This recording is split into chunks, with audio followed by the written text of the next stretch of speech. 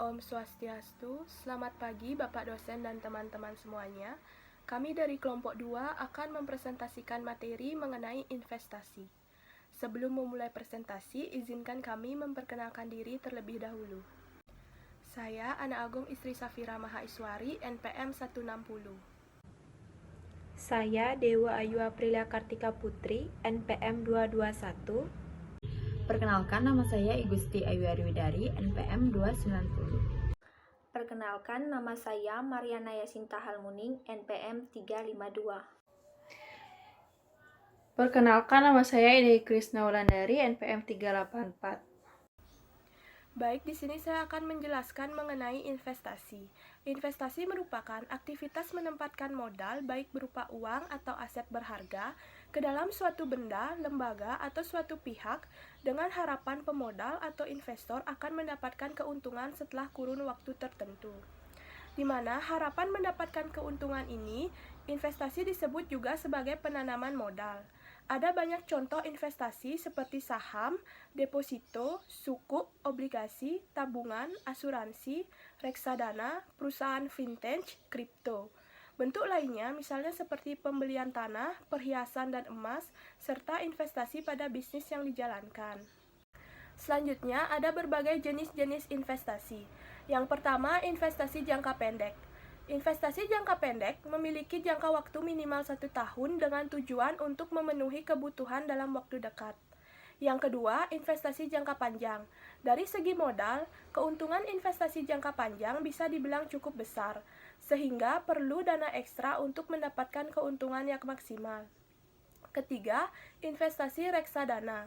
Reksadana merupakan jenis investasi yang bisa dikatakan paling cocok untuk para pemula yang masih ingin belajar berinvestasi, tetapi tetap terhindar dari risiko tinggi dan menghasilkan cuan. Yang keempat, investasi saham, di mana dengan membeli dan menjual saham secara tepat, kita bisa berpotensi mendapatkan keuntungan berkali-kali lipat dari modal awal. Yang kelima, investasi emas. Investasi emas juga bisa dikatakan sebagai investasi dengan modal yang murah, jika melakukannya secara online dan menggunakan sistem menabung emas. Yang keenam yaitu ada obligasi. Obligasi adalah surat utang jangka menengah maupun panjang yang dapat dipindah tangankan. Yang ketujuh, deposito berjangka. Deposito berjangka memiliki bunga yang lebih tinggi bila dibandingkan dengan tabungan biasanya. Selain itu, deposito berjangka memiliki tanggal jatuh tempo yang jelas, biasanya 3 hingga 12 bulan. Yang kedelapan, investasi properti. Nilai properti yang terus meningkat dari tahun ke tahun mencapai 15 hingga 20%.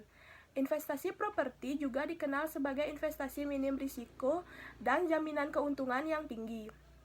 Yang kesembilan yaitu asuransi unit link. Asuransi unit link atau asuransi yang berbasis investasi ini merupakan penggabungan dari dua produk yaitu asuransi dan dana kelolaan seperti reksadana. Dan yang terakhir yaitu peer-to-peer lending, yaitu meminjamkan sejumlah uang kepada pihak yang membutuhkan baik individu maupun badan usaha. Dengan investasi P2P lending, investor akan menerima pengembalian pokok pinjaman dan bunga atas pinjaman tersebut. Selanjutnya akan dilanjutkan oleh teman saya. Selanjutnya, saya akan melanjutkan presentasi dari teman saya, yaitu tentang keuntungan investasi. Adapun keuntungan investasi antara lain yang pertama, kebutuhan masa depan. Investasi dapat dijadikan sebagai jaminan masa depan. Kondisi dari masa depan tidak bisa diprediksi, sehingga kita harus memiliki sesuatu yang dapat membantu ke depannya. Yang kedua, ada mendapatkan keuntungan. Seperti yang telah dijelaskan sebelumnya, investasi memang menjamin keuntungan yang begitu menguntungkan. Bahkan keuntungan tersebut tidak didapatkan dari sebuah kerja keras. Yang ketiga, ada tabungan pensiun. Investasi dapat dijadikan sebagai tabungan di hari tua. Untuk menyiapkan tabungan pensiun, kita dapat menyiapkannya meskipun di usia yang masih sangat muda. Yang keempat, ada mengembangkan kekayaan. Keuntungan lainnya mengapa banyak orang yang memilih investasi adalah dikarenakan dapat mengembangkan uang yang dimiliki dalam jumlah yang lebih banyak. Dan yang terakhir, ada penghasilan tambahan. Keuntungan lainnya adalah investasi yang dijalankan dapat digunakan sebagai penghasilan tambahan setelah pemasukan utama. Selanjutnya, saya akan membahas tentang resiko investasi. Adapun resiko dari sebuah investasi adalah yang pertama, resiko suku bunga. Risiko ini merupakan risiko yang timbul karena nilai relatif aset berbunga. Risiko ini bisa terjadi bila ada perubahan suku bunga yang ada di pasar, sehingga mempengaruhi pendapatan investasi. Yang kedua, ada risiko pasar. Naik turunnya nilai aset pada risiko pasar ini disebabkan oleh perubahan sentimen pasar keuangan yang sering disebut dengan risiko sistematik. Yang ketiga, ada risiko likuiditas. Risiko likuiditas terjadi akibat adanya kesulitan dalam menyediakan uang tunai dalam jangka waktu tertentu, karena pihak debitur tidak dapat menjual hartanya. Yang keempat, ada risiko inflasi. Apabila terjadi peningkatan inflasi, maka akan mengurangi kemampuan daya beli rupiah yang telah diinvestasikan. Maka dari itu, risiko inflasi disebut juga dengan risiko daya beli. Selanjutnya, yang kelima, ada resiko nilai tukar mata uang. Resiko ini terjadi karena perubahan kurs valuta asing yang ada di pasaran tidak sesuai dengan harapan, terutama saat dikonversikan ke mata uang domestik. Yang keenam, ada resiko negara. Resiko negara atau sovereign risk berkaitan dengan kondisi perundang-undangan dan kondisi politik suatu negara. Imbasnya, dari kondisi perekonomian negara tersebut atau mempengaruhi iklim investasinya. Yang ketujuh, ada resiko reinvestasi. Resiko ini memberikan kemungkinan terhadap arus kas investasi yang menghasilkan return yang lebih rendah setelah diinvestasikan kembali kepada instrumen investasi yang baru. Dan yang terakhir atau yang kedelapan, ada resiko bisnis. Resiko ini umumnya berkaitan dengan bisnis pada perusahaan yang bersangkutan.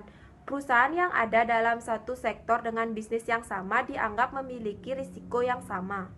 Saya akan melanjutkan presentasi dari teman saya, di mana saya akan membahas tentang alternatif investasi.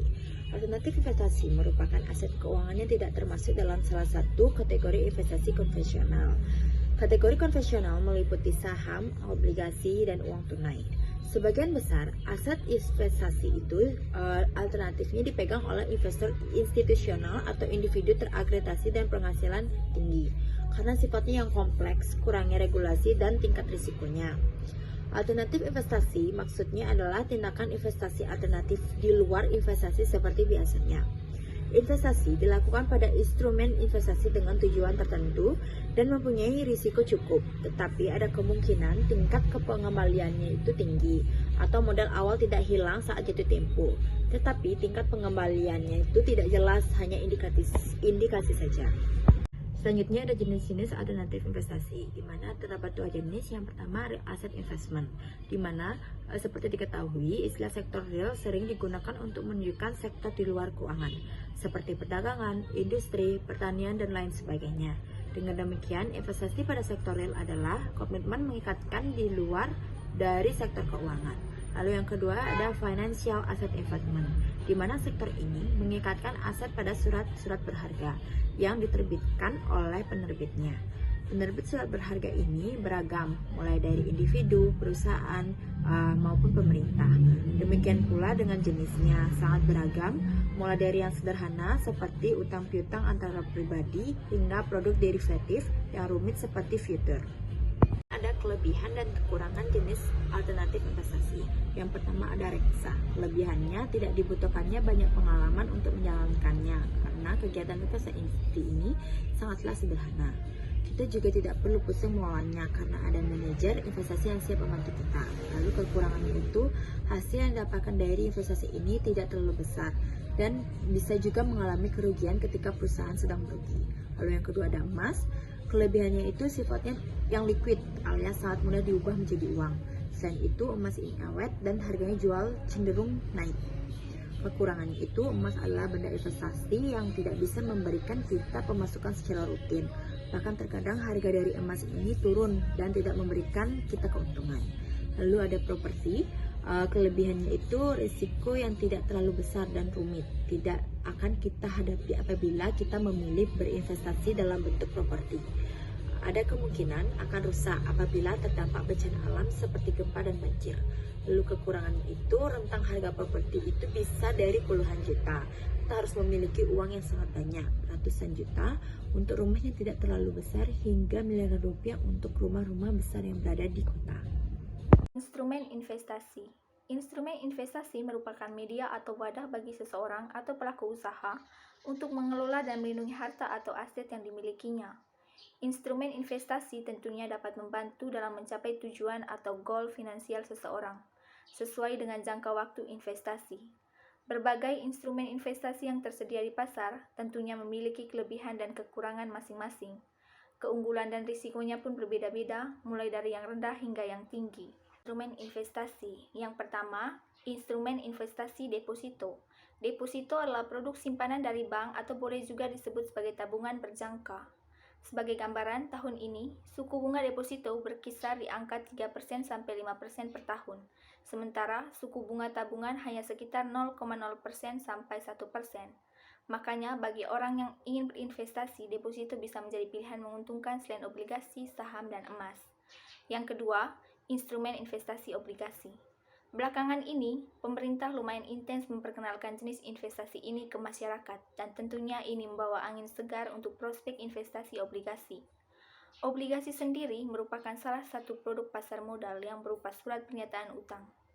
Obligasi ini dikeluarkan atau diterbitkan oleh pihak tertentu atau perorangan, perusahaan, atau pemerintah, dengan janji akan mengembalikan utang tersebut ditambah bunga dalam jangka waktu tertentu.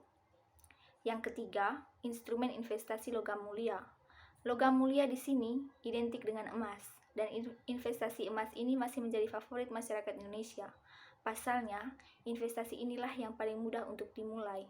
Meski investasi di logam mulia memang menjanjikan keuntungan, meski tak sebesar investasi lain, namun investasi emas terbilang aman karena akan mengalami kenaikan harga seiring waktu. Selanjutnya itu ada reksadana. Reksadana merupakan suatu pola pengelolaan dana yang dikelola oleh manajer investasi atau MI dalam sejumlah instrumen yang tersedia di pasar modal dengan membeli unit penyertaan reksadana. Reksadana juga merupakan salah satu investasi alternatif yang cocok bagi masyarakat yang memang tak memiliki waktu yang banyak untuk mengikuti perkembangan investasinya. Dari sisi permodalan, reksadana juga tergolong dengan nilai minimal yang rendah. Selanjutnya ada saham. Saham menjadi salah satu instrumen investasi jangka pendek yang cukup banyak peminatnya di Indonesia. Dengan memiliki atau membeli saham, Anda seolah memiliki suatu perusahaan, tergantung saham perusahaan apa yang Anda beli dan berapa jumlah saham kepemilikan itu. Saham juga merupakan investasi yang cukup ideal untuk jangka panjang, namun juga ideal untuk jangka pendek. Selanjutnya ada properti. Investasi properti cukup banyak diminati saat ini. Pasalnya, harga properti yang terus meningkat sepanjang waktu. Untuk memulai investasi ini memang membutuhkan dana yang tidak sedikit, namun worth it untuk dilakukan jika memang kamu memiliki dana yang lebih. Selanjutnya itu ada kesimpulan. Investasi adalah aktivitas menempatkan modal baik berupa uang atau aset berharga lainnya ke dalam suatu benda, lembaga atau suatu pihak dengan harapan pemodal atau investor kelak akan mendapatkan keuntungan setelah kurun waktu tertentu. Karena harapan mendapatkan keuntungan di kemudian hari inilah investasi disebut juga sebagai penanaman modal, bahkan keuntungan tersebut tidak didapatkan dari sebuah kerja keras. Kita hanya perlu menyetorkan uang sebagai modal investasi sebuah perusahaan dan kita akan mendapatkan keuntungan pada saat perusahaan mendapatkan profit dan banyak hal yang bisa kita dapatkan dalam investasi. Namun selain itu terdapat risiko dalam investasi, salah satunya yaitu suku bunga, yang dimana risiko ini merupakan risiko yang timbul karena nilai relatif aset berbunga. Risiko itu bisa terjadi bila ada perubahan suku bunga yang ada di pasar, sehingga mempengaruhi pendapatan investasi, sehingga semakin tinggi suku bunga, maka harga saham akan semakin menurun. Begitu sebaliknya. Suku bunga yang tinggi cenderung membuat investasi menjadi merugi, dan sebaliknya investasi akan menguntungkan apabila suku bunga yang berlaku melemah.